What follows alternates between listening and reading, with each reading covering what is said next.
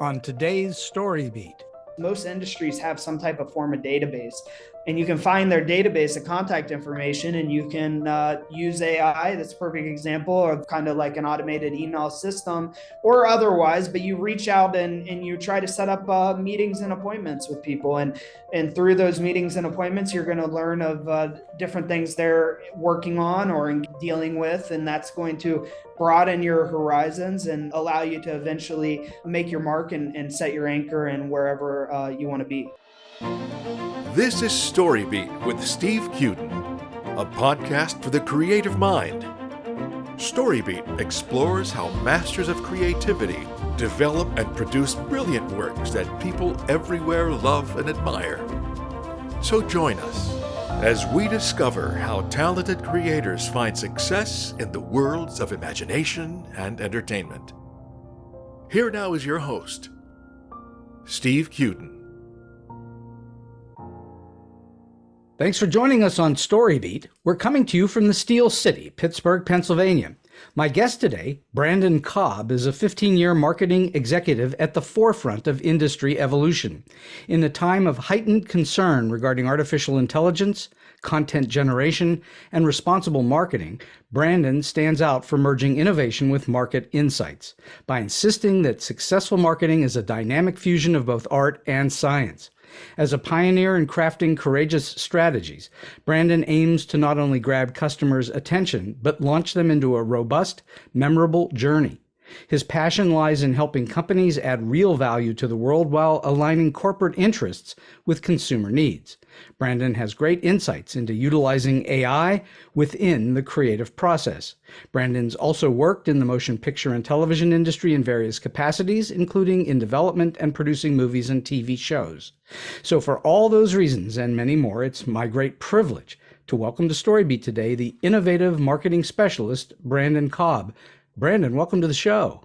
Well, thank you, Steve. Glad to be here, and also glad to hear you're calling in from Pittsburgh. I grew up in Ohio, neighboring state, but my brother went to school in Pittsburgh at Carnegie Mellon. So, familiar with that. A really great school, that's for sure. We much admire our Carnegie Mellon here in Pittsburgh, no doubt. So tell us a bit about your history. Where did your interest in marketing begin? How did that happen? Yeah, well, actually, you mentioned that I had worked in the film industry, and that's really kind of what sparked my interest in marketing. So, I initially was pursuing how do I get into a creative space in the film industry, and with that, I went to undergraduate to study film. I did internships with MTV in New York City, out at Paramount Pictures in Hollywood, and with that being said, some of those ended up being kind of around the marketing and branding space. So like at MTV, it was on-air promotions, promoting for their VMAs and like creating commercials for the VMAs.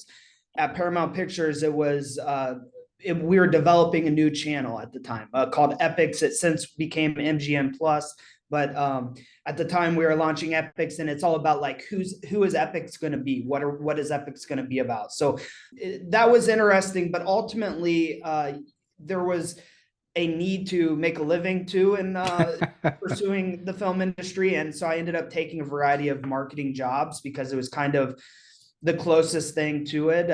And I guess taking those initial entry-level marketing jobs are what got me into the marketing space. Well, so lots of people who are in the entertainment industry have to find other kinds of work or something within the industry that's maybe not their main focus or interest in order to just survive. It's one of those kinds of industries. That's what you're talking about, right? Exactly, yeah. What were your earliest influences and inspirations, both to get into the entertainment business and to be a marketer? Who influenced you? Yeah, well, I was always influenced by the business side of the creative fields, and there was, off the top of my head, I forget the guy's name, but he was the producer of the movie called The Graduate, and it was so a movie from a long time ago. But yes. He had a quote.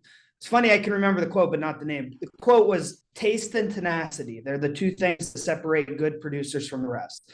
And with that being said, I think, I was a very tenacious person, a very overcoming a variety of obstacles and just persistent and this kind of thing. But I also thought I had good taste and a lot of the artistic space. And so, I mean, I know that I studied a variety of the old time Hollywood producers who helped create the business of TV and film, basically. Right. And I guess that kind of inspired me because they were on the forefront of an industry, which I know today we're going to talk about AI and things like that. And Correct. we're at the forefront of the industry now. So there's a lot of opportunity of being at the edge of creating not just a new creative work, but helping develop a whole industry. Right. So tell listeners what marketing is and what the difference is between marketing a product and advertising a product and public relations of a product. Yeah. Well, marketing is an art and a science.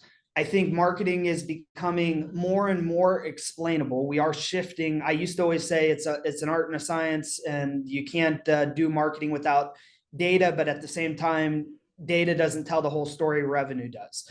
And what I'll say is that we are moving towards being able data explaining more and more of marketing. However, the difference is really when you think of the 4 P's of marketing: product, price, place, and promotion. And so with those 4 P's, a lot of people think of marketing just as the 4th P of promotion. And that's kind of where you're talking about the advertising side of things. But there is still the getting in touch with what the consumer wants and understanding where there's a market gap of no service or product fulfilling that gap, and then helping to develop that product that meets that need. Setting the price, there's all kinds of pricing strategies of precision pricing, of you manipulate the brain to think that something's more affordable than it is based on how the price ends. Or place, if you place your product at Walmart, that's going to kind of put in the mind of consumers it's the everyday product. But if you place your product at Nordstrom or something, it's going to give a different feel and vibe to the product. So you got to know like what kind of brand reputation you're going with. And then the promotion, that would be all the content and the advertising it out. And I think that public relations is that's a unique area there, where it's certainly part of the promotional side of things. But I think also just kind of positioning where you want to be as a company as a whole, public relations could kind of somehow figure out where there's a gap in the public perception of things and where you could maybe fit in. So then what does a marketer do? What do you do during your day? Well, I'm a fractional CMO. So what that means is the last couple of years, I've been fractionalizing my time over a variety of clients, helping. Explain that. Explain what that means. Yeah. So it could be startups. It could be companies that are well established overseas and they want to enter the United States. It could be companies that are established here, but they want to launch a new product or enter a new market. So what I'm doing is I'm going in to a situation where maybe they don't, in a lot of cases, have for whatever reason of their initiative, they don't have the resources to bring somebody else in full time. Either they've got a junior person in-house and that's where they're looking to stay, or they just need extra support for this new initiative that they're launching. And so I'll come in, I'll help them set their strategy, help them get up all their infrastructure that they need to accomplish that mission that they're trying to go on. And then basically kind of the goal is to not have to, for them and for me, to not have to hold hands all the way through, kind of let them go and see their success happen. So when you say hold hands all the way through, you're talking about through the launch of some product or the promotion of some product. Well, I think in the fractional space, there's no 2 clients that are the same. So you have some that will continue to retain, and I've worked with some for years and in that case. But what I mean is like not have to be with them full time, not have to be with them. Ideally, you're training the in-house staff, you're training the team, you're setting up the infrastructure so they can be self-sufficient. So it may be getting up to the in different scenarios. It could be setting the strategy, letting them go launch. Could be through launch, and then once they hit a stable position, then let them go. It just kind of differs based on the need, and I think that's the way I take an approach to all of my clients, which is no 2 prescriptions are the same. If you go to a doctor, you're going to evaluate what their unique symptoms are and give them something special that fits their needs. So you didn't go to school for marketing, did you? You learned by doing it in Hollywood, yeah? Yes and no. So I started by learning in the field and as a practitioner, but I did go back and I got an MBA in marketing and international business. And then I'm currently also, while working, it's a program that is made for execs that are still retain full-time work and everything like that. But at the University of Florida, I'm doing a doctorate of business administration. So I'm deep into some marketing research right now. I see. How important is it for a business of some quality or caliber to have folks around who help them to market the product? Are there businesses where marketing is just not an essential? There are businesses where marketing may not play as big of a role. And I think that's part of each company's strategy of where they put their emphasis internally. Would that tend to be companies that maybe don't sell to the general public? They sell to a company within some discipline. For instance, a company that makes a part that they sell to an auto manufacturer, or they sell to an airplane manufacturer. Yeah, I mean, possibly there's possibly less marketing needed in B2B, but B2B still requires a business to business requires still quite a bit of marketing though, because you're still having to put together the assets and the creative look that's going to go out and the salespeople are going to be pitching to people. What I'll say is, stepping back, I look at like, when does marketing begin? When does it end?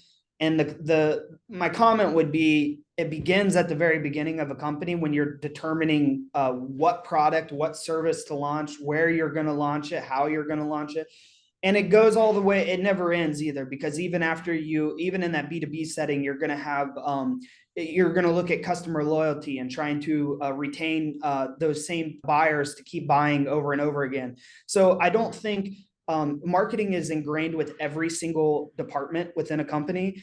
Marketing should be working seamlessly with every department in a company. Customers don't care that you're in different, as companies are separated in different silos, they experience the company as one. So really the answer to your original question is that no, there should be technically there is no company that marketing is not involved with. However, there are companies that don't hire or work with specialized marketers in some cases, and they may be wearing multiple hats. Is it important that the public, or a target of the marketing, is it important that they understand how marketing works, or is it better that it just happens without them understanding it? Oh no, you should absolutely, as a consumer, everybody's a consumer, understand what marketing does and how it works and how it's affecting you.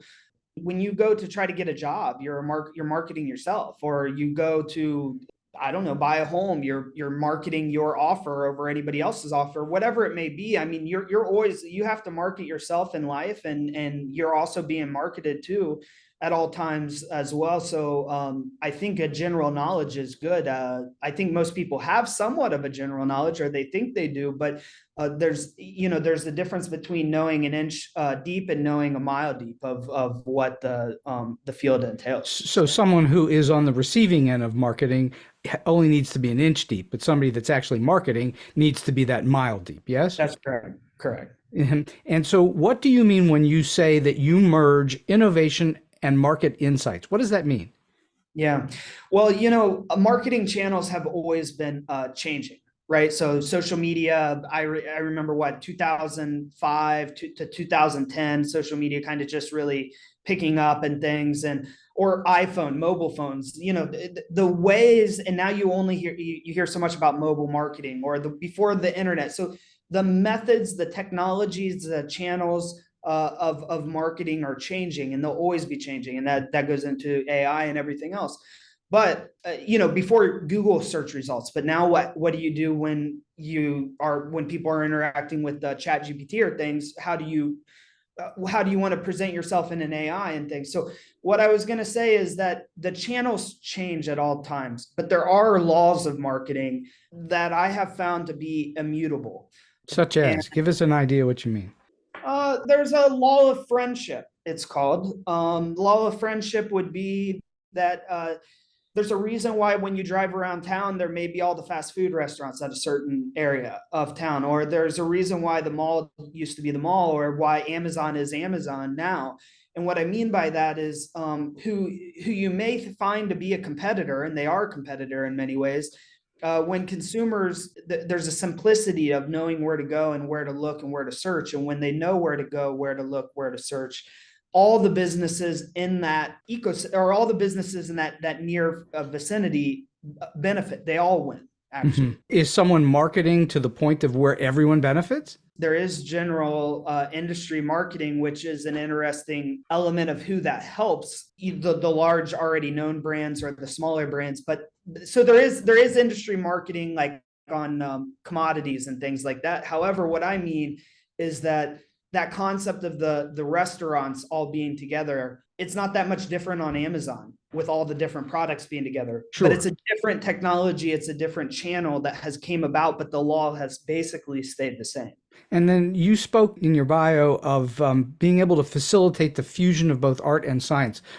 Take us through that. What does that mean? What do you mean by fusing art and science in the sense of a marketer? Yeah. So what I mean by science is knowing the cause and effect of certain things. So I'm going to do this and it's going to create this. And the consumer, we're going to do this. It's going to make the consumer have an intent to purchase. Or I know there could be things as simple as like the color red may attract somebody's attention more than some other color. Or there could be that people remember a negative review more than the positive review. Some of these things there's a studied science, there's data behind it. Then there's still the art, which the art is the unexplainable. It's the human emotion. Even when we're talking AI can create things, but it doesn't go through anxiety or depression or happiness and joy and able to connect in a human level way. So the art is the things that maybe one day will be explainable, like what elements of the art need to come together, need mixed together to create X emotion. But the art is also something that today we don't have an explanation for. It comes from human intuition. So as an old line artist, I've been around a long time and I've been in the arts my entire career. I hope that never happens. I'm telling you that I think that it would be not good for humanity. That's just my own particular viewpoint on AI. I hope AI is a helper and doesn't take over and become everything that humanity has been for thousands of years. You say that you use a courageous strategy. What does that mean? Courageous is as far as still acceptable. So getting out there, being a little different, being a little unique, being a little weird, but like still being acceptable with the majority of consumers or receivers. So in Hollywood, the producers would say to writers, I want something completely unique and different and new, but just like some other thing. That's what it's kind of like. That's what you're talking about, right? Yeah, sure. Something on the cutting edge, but just like the things we just did that were successful. There's a reason why that word was cutting edge, because it's not over the edge, but it's cutting edge. Yeah. Cutting edge. Yeah, that's a good point. I never thought of it that way. That's very good. How detail oriented do you need to be successful at marketing? I would say very detail oriented. The details are where that makes all the difference, all the intricacies, all the the details and being sensitive to details. So, I'll tell you, I think I am hyper aware of human emotions. I'm a studier of human behaviors. And I guess, being aware and being able to spot small differences in the sound or small differences in the image and thing. I think there's a line, for example, this just goes into a small detail example. One of my favorite music artists, because he was a businessman, but was Jay-Z. And he has a line that in one of his songs that says, and I was just in Brooklyn seeing a museum about him, so that's why it made me think about it. He has a line in one of his, he says, not a businessman, I'm a business, comma, man. So that comma, small difference between businessman, all one word, and business, comma, man.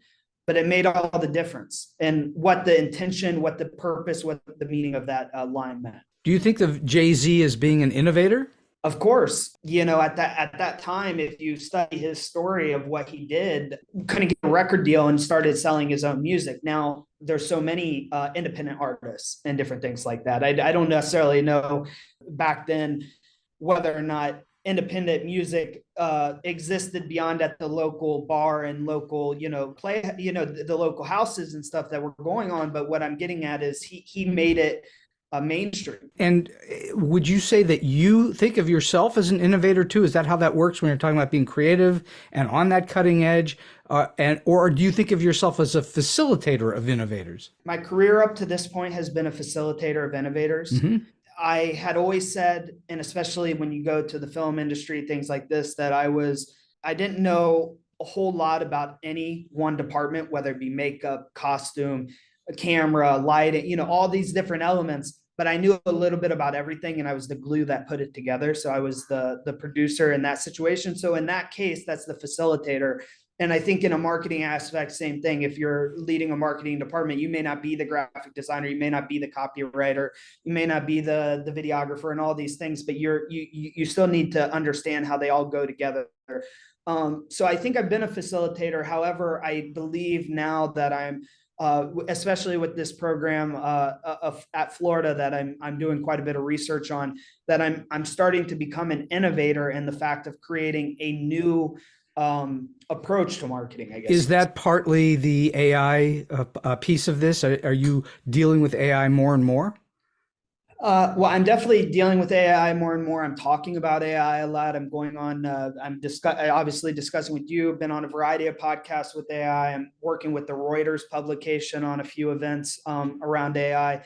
And I use AI every day. What my research is not necessarily about AI. It's more about creating the further explanation. So like, let's say that when I said balance of science and art, let's say that science was able to describe, data and analytics were able to describe 30% of why your marketing is working or not working. I'd like to see that get to 50% or something like that. And so I'm trying to figure out ways to measure and understand when you mix certain elements together, what happens consistently, reoccurringly when you hold certain variables constant. And is AI helpful in getting there? Well, AI is helpful in overcoming, I guess, like creative blocks, like brainstorming and just chatting with it and being able to come up with new ideas. I think AI is helpful in organization of things.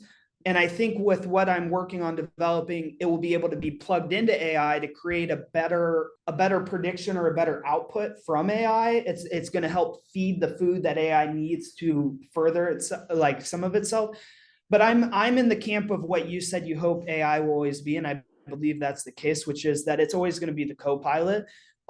It's going to be the fact of where our starting point is. So, if your starting point in the creative process was here, maybe now your starting point's here, but you're still the cap on top of the AI facilitating the creative process. So you said that you use AI every day. What do you use it for? What do you do? Well, I do a variety I don't use Google near as much. So if I'm going to Google something, I a lot of times go to ChatGPT and I'll type in a further, much more detailed request than you could have just done a general search of something on Google. But I go with my specific situation.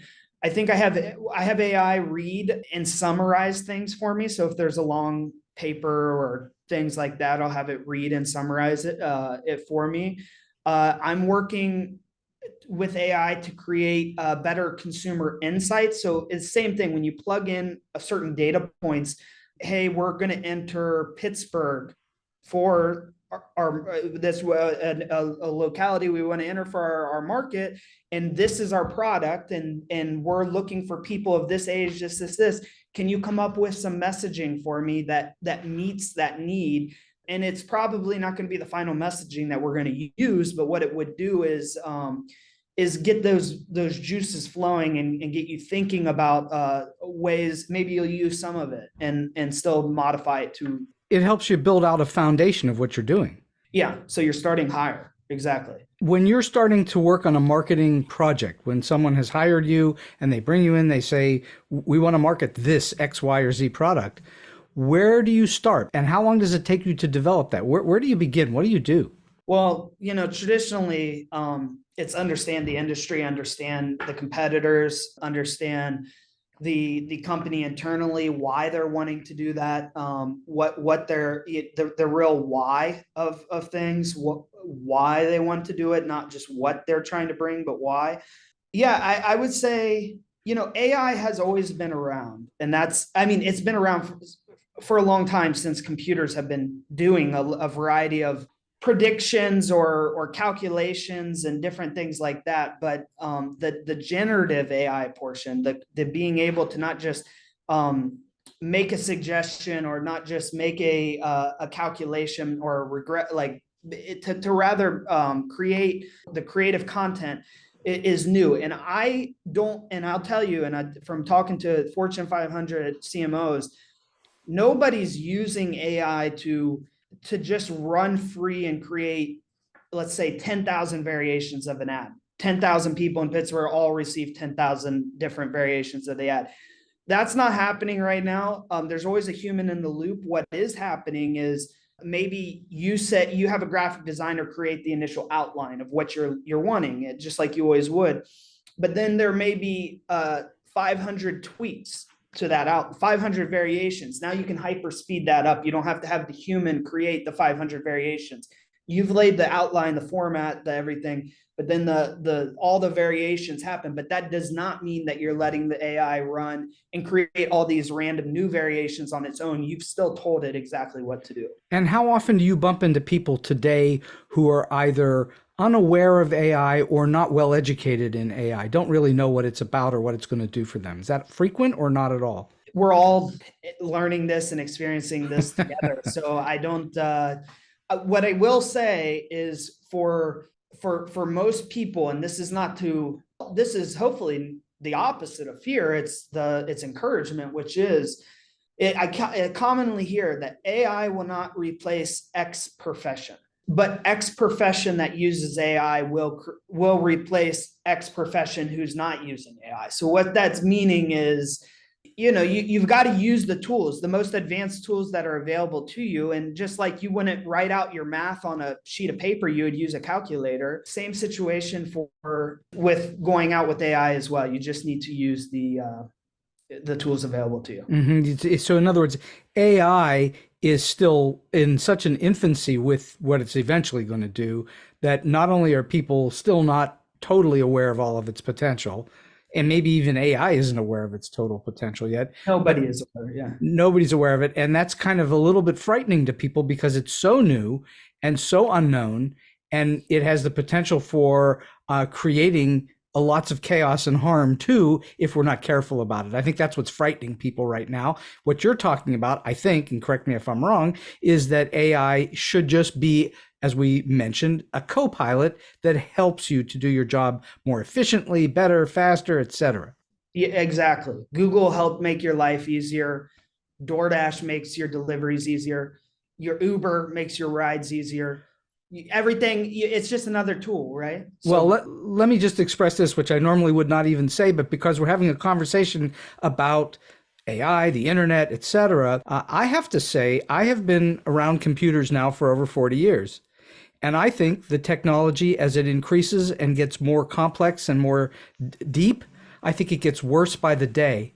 And I think that the problem with what's going on with tech right now is it's people that are programming tech, and the tech is a reflection of people who are flawed and are not understanding how people operate. You're in a business where you're actually observing people and saying to the companies you're working with, this is how we need to get people to understand what it is we're trying to get them to buy. And a lot of that has to do with the human input. It's the old phrase of GIGO, which is garbage in, garbage out. So if you develop tech poorly, well, guess what's going to happen? Tech is going to be poor. And I think we're seeing a lot of that happening right now. Do you disagree with that? No, I totally agree. What kind of marketing launches have you looked at in the past that you weren't involved in that you admire? What's a great marketing launch? Great marketing launch is one that seems organic, doesn't seem forced. A lot of times that means there's some type of influencer or out in the community feel to it and vibe. It picks up a momentum and a movement on its own. Is there a company that you've looked at in the past and thought, wow, they really knocked it out of the park with the way they marketed and launched their company? I've been, when we're talking about film and TV and stuff, I've been very impressed with the way Hulu has came onto the stage. Netflix had such a stronghold, and Hulu is more and more becoming looking like a near equal. And I think it's partly about how great the product is, isn't it? I mean, they've got the Only Murders in the Building, they've got the Bear, and so it's suddenly everybody's watching Hulu. Yeah, exactly. So the product, that's a whole nother thing, which is like the promotion means you can have the best promotion in the world, but if the product's bad, the product's bad. So the product, it does have to be good, which is why that's one of the P's of marketing. And it's also, I'm curious why, maybe explains partly why Amazon Prime Video has not taken off the same way that Hulu has. Amazon itself, great, amazing, but Amazon Prime has. Don't you think that that's because Amazon is scattered in their thinking? They've got a billion different things going on. They're selling a billion different products, many of them not related to one another. But Hulu is all about content that they're trying to sell that's from the entertainment part of the world. I think that that's helpful when your focus is on one singular kind of thing. Yeah, absolutely. I think that's there's a common marketing concept, which is if you try to be everything to everyone, then you end up being nothing to. You're nothing to everyone. Not to say anything negative about Amazon, truly, because I think they're an amazing company. They have been everything to everyone, or they're trying to be, but they've been successful at a whole lot of it, which is amazing. Exactly. So you can be really great in some things, but it is hard to be great in everything. And I think, yeah, that's, you hit it on that. You're probably just spread around too many areas, and you get a brand, you get a perception. People may think of Amazon as for a variety of reasons, but maybe the best creators, the best film producers, which is not quite true, because there's some, all of the best still work with them in different ways, but it's just. So there's some evidence here that not everything is going to succeed just because you have a lot of money and you can throw money at it. Money is very helpful. And when you have a big company that has an ability to market in a large way, like an Amazon, like a Netflix, et cetera, even though you have a lot of money, that does not guarantee you success. Isn't that true? That is true, especially in the arts, I guess you could say. You can't control what the audience is going to like or not like. Yeah, you can do research and understand what maybe the hunger for certain pieces are, but yeah, you still have to connect with humans on a human level, and there may not be just simple data around that. So, can you think of something that you've worked on that things went sideways in some way? They just were not working well at all, and how you pulled your bacon out of the fire? Has that happened for you? And it can be in marketing something, or it can be in production, anything like that, where things were just like screwed up for some reason. And here's what you did to solve the problem. Yeah, in production, it's called Murphy's Law, which anything that can go wrong will go wrong. And you see that on any production set all the time. But just like you could have pre-planned and prepared for everything you thought, but you didn't think of something. But what I'll just say is COVID really is, I was head of marketing for an organization during in the real estate industry in Southern California during COVID, and we had to adjust, and just like everybody else, but you're suddenly going all virtual, and you're trying to, this was a lot of internal marketing. You're trying to retain people, keep people positive, keep them productive, keep them motivated, the real estate agents out there and everything. And so and not to have them jump ship and go to another company. And so there was all kinds of new methods and approaches that we were having to roll out, and we were learning as we go. But it again, I think, comes from that was kind of the artistic side. We were able to pull off where we didn't really lose any sales, we didn't lose any agents, and we were able to keep the ship moving forward with new processes in place. So I have been a storyteller. That's what I do mainly in my life and career. And this show has a great deal to do with people who tell stories. I believe in storytelling as the great communicating device between humans. And I'm wondering how important, you came up through Hollywood, how important is the notion of storytelling as a marketer? How important is the ability to tell a story? Yeah, I mean, storytelling is everything. Perception is everything. So, and the way you create a perception is through, in a lot of ways, story. People can relate to stories, understand stories. There's certain, I mean, if the concept that a picture tells 1,000 words, like a story could also tell you something that if you broke it down, and you see that even written in a script, it's much more detailed and much more laid out, like, but the point is that when you tell a story, there's certain connections and certain jumps that happen that you don't have to tell every single detail, but people get it, they understand it, right? And that's why stories are a way to condense, a way to have some type of mutual understanding. Well, it's the way that we actually communicate all day long with one another. We tell each other stories all day long. Somebody says, "What did you do today?" And you start to tell them what you've done. And you must tell that story in a way that's clear and understandable, or people go, "Huh, I don't understand what you're saying." And so as a marketer, I would think that getting that story right so that it's clear, crisp, and immediately recognizable by an audience of some kind is critical. Absolutely. Yeah. And so is there anything that you do when you're working with a client to get them to focus their story in some way, or get them to tell a story in a more palatable way, or in a way that's more easily absorbed by the consumer? Yeah, I think a couple different tips here. One is again, going back, and I said it earlier, but understanding why they want to go about doing something the way they do, or why they want to achieve what they're saying they want to achieve, and not just that they want to achieve it. Okay, that's number one. Number two, asking them, I guess you could say, trying to understand where you think your consumers will be 6 months from now, 12 months from now, in their thought process and their perceptions of the world and things like that, because you got to be forward thinking, you got to think ahead. So if you can jump ahead of it could be anything. It could be a social movement.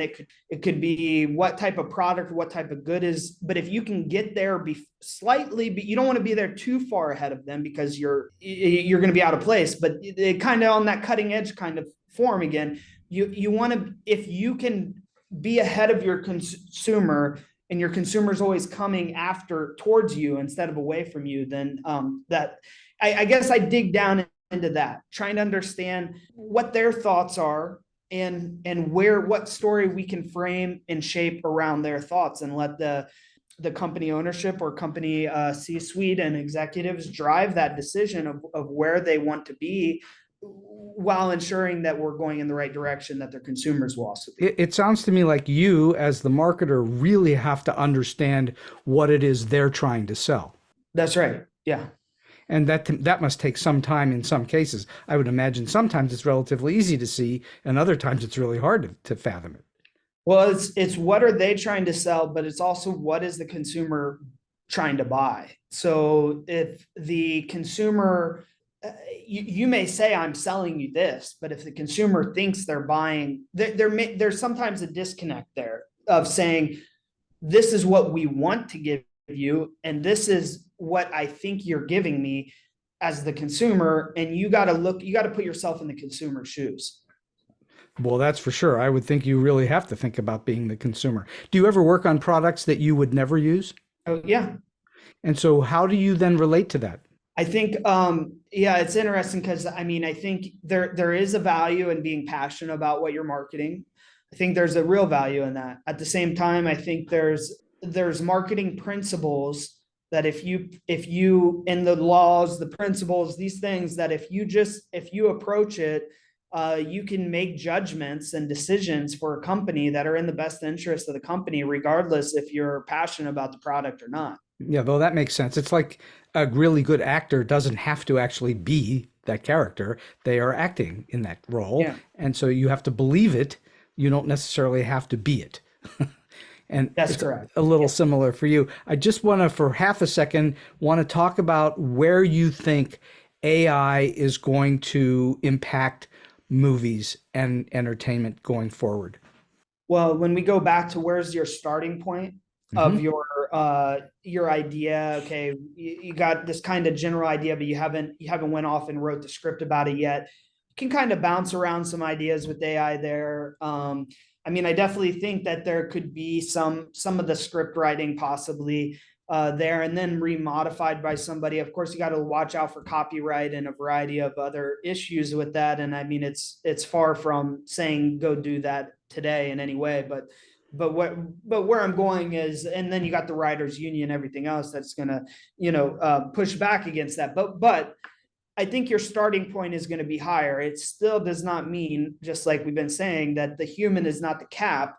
On top of that, that is the controller and the real thinker, the real core behind everything that's being created with the AI.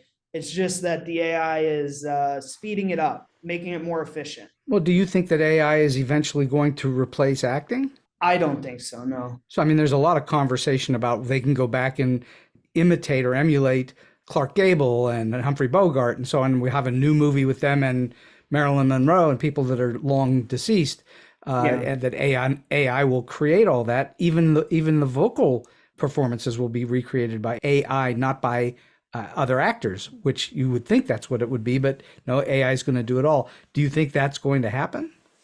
Well, there's a couple thoughts here when you're saying this. So number one, let's just say like cartoons or animation has not replaced real human acting as True. well. It's a different style. It's a different format. Now I know that the goal of the AI you're talking about is to look and feel like the human acting.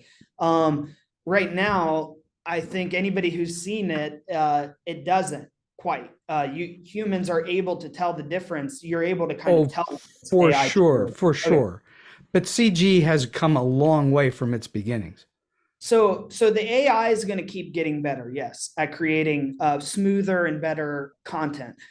The humans are also going to keep getting better at understanding what is AI driven or what's not AI driven. So there's going to be I have a hard time thinking that that there wouldn't be real acting. And I also, even in that scenario, there's going to be the rights and everything that you're going to still have to get to these people's name and likeness and everything. Sure, sure. Um, or you're going to go create a character that doesn't exist in the real world. And if that's the case, then it's almost like a cartoon, or it's almost but then what are the interactions outside of the movie? What are the press conferences? What are the Well, paparazzis and their well, daily. well, we've Yeah. already had that to some extent. I mean, just think of Jar Jar Binks and that controversy because Jar Jar Binks was a completely made up character using a human voice actor, but it was a computer generated cartoon, only it looked realistic. And we have Yeah. a whole bunch of that now. Jurassic Park, I mean, that's 30 years ago. We already had those kinds of characters. I've been having a most fascinating conversation with Branden Cobb all about marketing and how that works and how it impacts humans, and especially about artificial intelligence. And I'm just wondering, you've worked with and met lots of people in your various industries because you've now been at least two industries, yes, marketing and as well as Hollywood. I'm wondering, are you able to share with us a story that's either weird, quirky, offbeat, oddball, strange, or just plain funny? Yeah, so knowing that your audience is really lovers of film and TV as well, I'll say that on one of our movies, it was called Ice Cream in the Cupboard. We were filming at a house in Beverly Hills, and next door, one of the neighbors was her name's Jamie King. And Jamie she's been in quite a few different films and stuff. It was just interesting seeing her outside going about her daily life. We ended up connecting, and then we put her in the film right there, so it was a unique way of how being in the right place at the right time. You could get somebody that was a perfect fit for a role, but it wasn't that you were out looking for them at that point in time. So yeah. And I think film and marketing, like when I worked in film, it was all about marketing for film. What were the right actors that are going to make it sellable? What were the right elements that were going to make it sellable, and that kind of thing. So yeah. So last question for you today, Branden. Are you able to share with us, beyond all the wonderful tips and advice that you've given along the way here, I'm wondering, are you able to share a piece of advice or a tip that you like to give to people who are just starting out as marketers or even in Hollywood, or maybe someone who's in a little bit and trying to get to the next level? Yeah. The way I've found the most useful is having conversations with people. Number one, you could start off by listening to podcasts like this, watching YouTube videos, listening to a variety of things in whatever industry or specialty. You need to have some type of working knowledge. You can't go into a conversation with an expert and have no working knowledge of the industry or the field that you're trying to talk about. Otherwise, it's not going to be engaging for them. But if you do have a base of knowledge and you're trying to now network and connect and dive into an industry, working to set up meetings with people and just having conversations. And one of the ways you can do that is most industries have some type of form of database.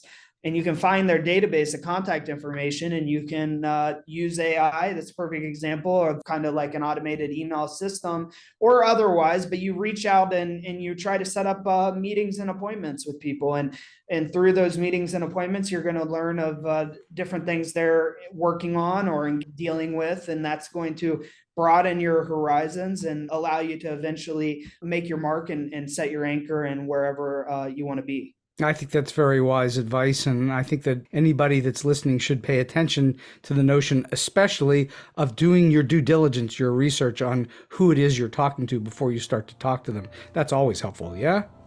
Absolutely. Branden Cobb, this has been an absolutely terrific conversation, and I can't thank you enough for your wisdom and your experience and your energy and your passion for what you're doing, and I appreciate your being on the show today. Absolutely. Thank you for having me. And so we've come to the end of today's Story Beat. If you like this episode, won't you please take a moment to give us a comment, rating, or review on whatever app or platform you're listening to. Your support helps us bring more great Story Beat episodes to you. StoryBeat is available on all major podcast apps and platforms, including Apple Podcasts, YouTube, Spotify, iHeartRadio, TuneIn, and many others. Until next time, I'm Steve Cuden, and may all your stories be unforgettable.